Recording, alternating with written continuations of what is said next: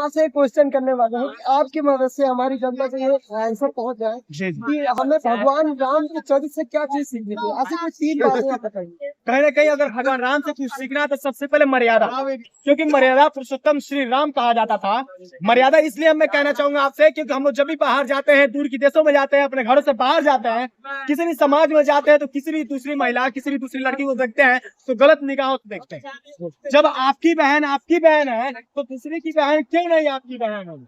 कहीं ना कहीं भगवान खुद कहते हैं, जब रावण का वध होता है, जब मंदोदरी आती है उससे पूछने के लिए कि मैं भी देख सकूं कि ऐसा जिसने श्री रावण त्रिलोक विजय कहा जाता था, जिसने त्रिलोक विजय का वध कर दिया, उसको मारने वाला कौन है।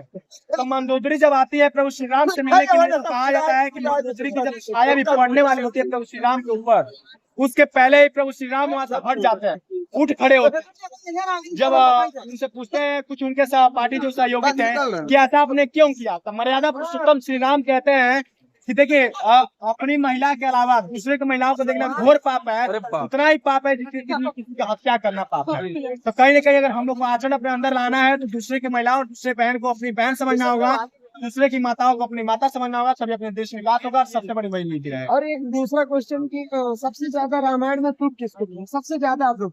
सबसे ज्यादा अगर दुख देखा जाए तो मिला माता कैकेयी।